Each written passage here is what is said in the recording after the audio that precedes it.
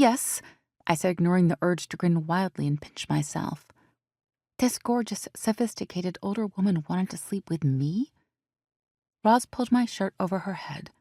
Even though I was still buzzing from the kiss and from Roz's invitation, I had to hold back a laugh. Roz looked in the mirror and frowned. Her refined, sophisticated vibe was seriously undermined by the unfortunate pun. The woman who'd interrupted our kiss exited the toilet stall, quickly washed her hands, and left.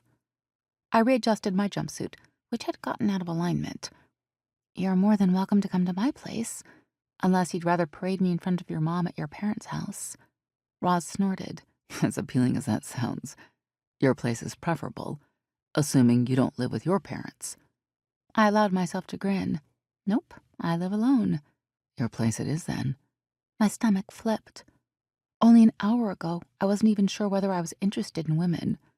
Now, I just had the best kiss of my life and was about to take an extremely hot woman back to my apartment. I might just use the restroom before we head off. I'll meet you out there. I didn't need to pee, but I wanted a minute to take stock. Roz nodded and left the restroom. I sat on the toilet seat, my mind racing. This evening was going better than my wildest dreams. Roz was perfect. Attractive, older, more experienced, and only available for a one-night stand. I'd have a single, hopefully mind-blowing night with her, and then she'd go back to Manhattan. My worries about whether it was ethical to try to meet people to work out my sexuality didn't apply here. There was no risk of leading anyone on, or having them feel like I was using them with a mutually agreed-upon one-night stand. In the now admittedly unlikely event I reached the conclusion I was straight after all, no feelings would be hurt. And if I was terrible in bed, I'd never have to see her again. I exited the stall and washed my hands. Staring at my brown eyes in the mirror, I took a deep breath. You can do this. I skipped back out to the bar, then stopped. My coat still hung where I'd left it, but Roz, her phone, and her jacket were nowhere to be seen. I frowned. We hadn't spoken about how we'd get to my place. Perhaps she'd just gone to get some things out of her car so I could drive us to my apartment and then drop her back here tomorrow. At the bar, I looked around for Brenda, but she had disappeared. In her place was a brunette drying glasses.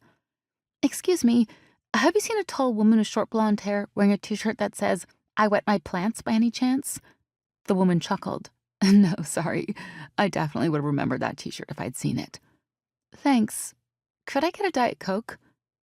With a tightness in my chest, I slid onto my bar stool to wait. Each time the door to the bar opened, my head shot up. With every stranger that came through, I deflated more. Had I completely misunderstood the situation? I didn't see how I could have. Roz had very clearly proposed a one-night stand. So why had she left without a word? If she'd changed her mind, she could have at least had the decency to tell me. My grip tightened around my glass. After another 10 minutes, I stood and gathered my belongings. Roz had vanished, and she'd stolen my t-shirt.